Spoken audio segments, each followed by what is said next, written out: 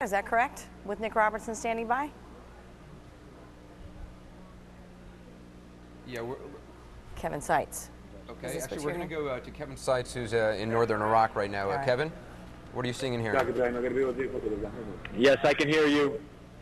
We're at Cham Chamal at a border post. This is free.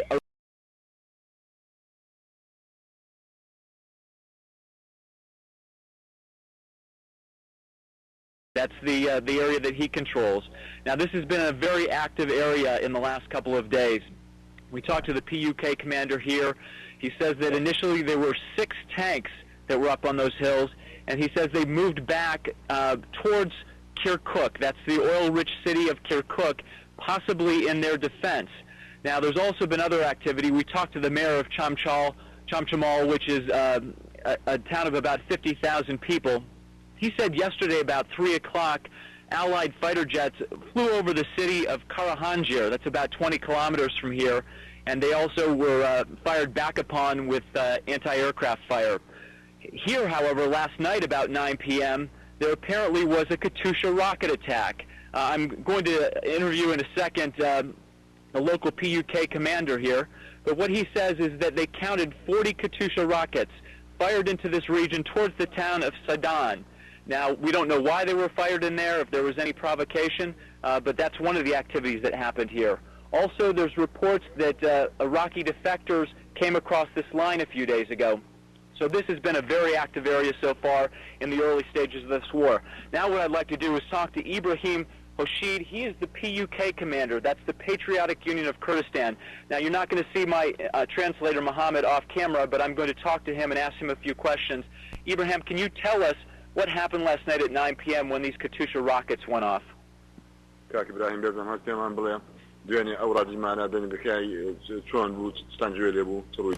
شوقي كاجمي ساعات نوبو يملا دروا فاصوان بوين يوم على دنجي راجل كان بو منطقينا وشوار دي كير سيداينا بتنا زين دانك راجل كان يتخيل. Last night they were here standing and watching the Iraqi lines. They heard about the Katyusha, the sound of the Katyusha rockets, and they think it hit the Garmian region. It's to the north of here. Why would they fire on that particular area? Why would the Iraqis fire there? بوتي عراقي تقلوا ناوسا دكم.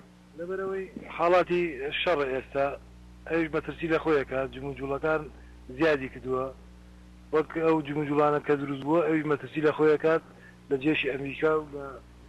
It seems that the Iraqis are afraid of being attacked by the Kurds, so they do such a thing to have the upper hand on the Kurds. Thank you, Ibrahim. It is quite an interesting day for this attack to begin. We are told today is New Year's Eve for the Kurds. This is the beginning of the new year. And also on this day in 1991, the Peshmerga, that is the PUK forces and the KDP forces, those are the Kurdish fighters, actually took the city of Kirkuk during the Gulf War. That was in 1991. So this is kind of an ironic day for all of this to begin, fairly symbolic. Now, this particular border point, we expect more activity here. As I mentioned, we talked to the mayor of Cham Chamal earlier. He says this town of 50,000 has emptied out. It's completely empty. People are very concerned about chemical or biological attacks here. There were no gas masks.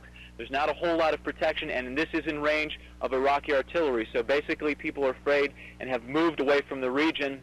We're going to keep monitoring this area. This behind me is the road to Kirkuk.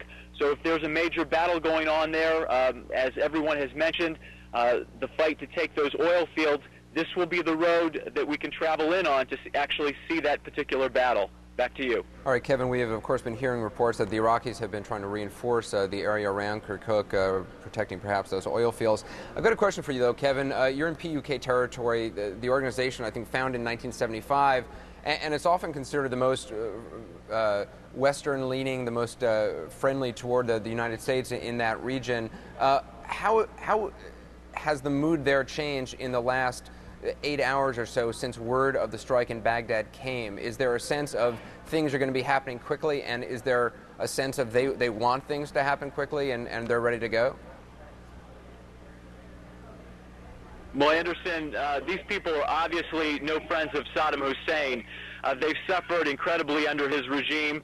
As you remember, the attack on Halabja with chemical weapons, 5,000 people died there, 10 to 15,000 were injured. We visited that a few days ago on the 15th anniversary of that chemical attack.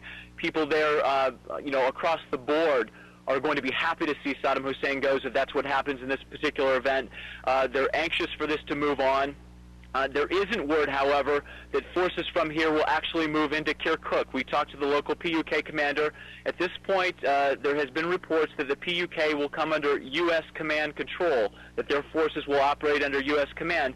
But the PUK says they haven't had contact in this particular area with representatives of the American forces. So it isn't clear at this point whether they'll advance from this area or actually stay put. However, there are a lot of Kurds that have their homes in Kirkuk. They'd like to go back and reclaim them to, in essence, go home after this fighting has cleared Kirkuk, and they can return safely to where they're from. Last question to you, Kevin, then I'm going to let you go. I know it's a busy time for you right there. You talked about gas attacks. These are people who know firsthand what that is like. Are the troops on the front line where you are, do they have any equipment? Do they have gas masks, any sort of protective equipment? No, that's the irony of it. These people have suffered so much from chemical and biological attacks, and in fact, there's probably no people that are more experienced in that.